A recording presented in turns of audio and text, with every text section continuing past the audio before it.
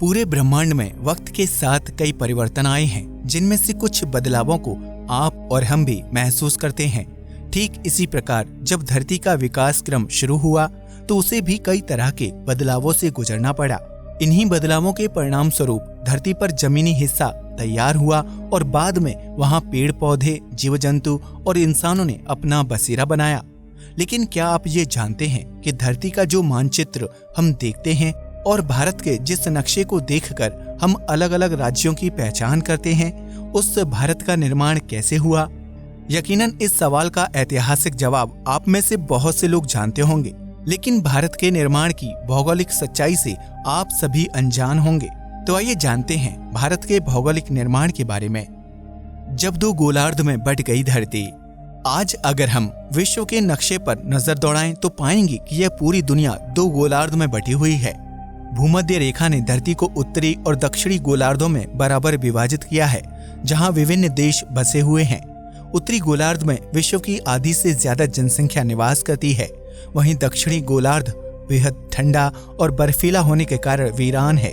ऐसे में किसी के मन में भी ये सवाल आ सकता है कि धरती में प्रत्येक देश की इतनी सटीक भौगोलिक स्थिति आखिर किसने तैयार की और यह बदलाव कैसे संभव हुआ? धरती की भौगोलिक स्थिति को तैयार करने में सबसे बड़ा हाथ प्रकृति का है, जो दिन ब दिन अपने आप में परिवर्तन करती है और पृथ्वी को रहने लायक बनाती है।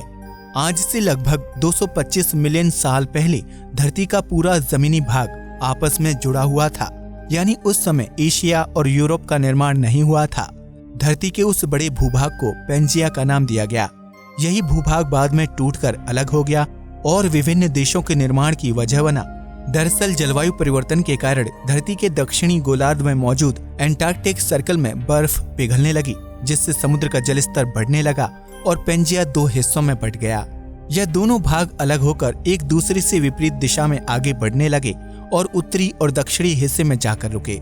उत्तरी हिस्से को लॉरेशिया नाम दिया गया, जबकि दक्षिणी हिस्सा गोंडवाना लैंड कहलाया और पृथ्वी के इन दोनों भूभागों के बीच समुद्री हिस्से को परमो ट्रायसिक नाम से जाना जाने लगा। लेकिन धरती के अंदरूनी हिस्से में अभी भी कई बदलाव होने बाकी थे, जिसके परिणाम स्वरूप गोंडवाना लैंड और लॉरेशिया के भूभाग से जमीन के कई छोटे छोटे टुकड़े टूटकर अलग होने लगे। करोड़ों साल तक चले इस परिवर्तन के बाद लॉरेशिया से टूटकर यूरोप, एशिया और नॉर्थ अमेरिका जैसे देशों के भूभाग का निर्माण हुआ, जबकि गोंडवाना लैंड से अलग होकर अफ्रीका, इंडिया और ऑस्ट्रेलिया की जमीन तैयार हुई। भारतीय भूभाग का निर्माण।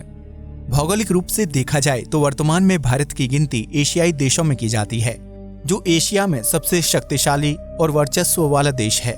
लेकिन करोड़ों साल पहले भारतीय भूभाग का यह हिस्सा गोंडवाना लैंड में शामिल था। यानी अगर भारत का भूभागीय हिस्सा समुद्री लहरों की वजह से एशिया की तरफ नहीं बढ़ता तो आज हम ऑस्ट्रेलिया या अफ्रीका के पड़ोसी होते। लेकिन गोंडवाना लैंड से अलग होने के बाद भारत की भूभागीय जमीन एशिया की तरफ बढ़ने लगी और लाखों साल का सफर तय करने के बाद लद्दाख से जा टकराई। इसी टक्कर की वजह से हिमालय का निर्माण हुआ, क्योंकि जब भूमि के टुकड़े आपस में टकराते हैं तो उस टक्कर की वजह से भारी प्लेट अंदर की तरफ धंसने लगती है, जबकि हल्की प्लेट ऊपर की तरफ उठने लगती है। यही वजह है कि जब भारत का भूभाग लद्दाख से टकराया तो उस टक्कर की वजह से हल्की प्लेट्स ऊपर की तरफ उठने लगीं, जिसकी वजह से हिमालय की पर्वत श्रृंखला और दुनिया की सबसे ऊंची चोटी माउंट एवरेस्ट का निर्माण हुआ था।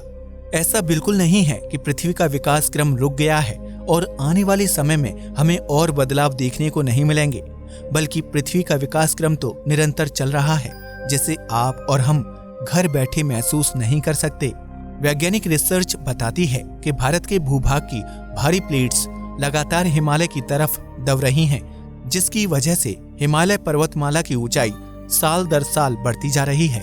ऐसे में हम आज भले ही इन बदलावों को महसूस नहीं कर पा रहे हैं, लेकिन सालों बाद यह बदलाव धरती पर किसी बड़े विकास क्रम के लिए जिम्मेदार होगा। अब तो आप भी जान ही गए होंगे कि धरती का विकास क्रम कैसे काम करता है और इस क्रम के कारण भारत का निर्माण कैसे हुआ। अंतरिक्ष की तरह ही हमारी धरती और इसका भूभाग बहुत सारे रहस्यों और बदलावों का साक्षी रहा है। ऐसे में यह बदलाव निरंतर चलता रहेगा। भारत की यह भूभागीय निर्माण प्रक्रिया आपको कैसी लगी, हमें कमेंट बॉक्स में जरूर बताएं। वीडियो पसंद आया हो तो इसे लाइक और शेयर करें, साथ ही चैनल को भी सब्सक्राइब करें। नमस्कार दोस्तों।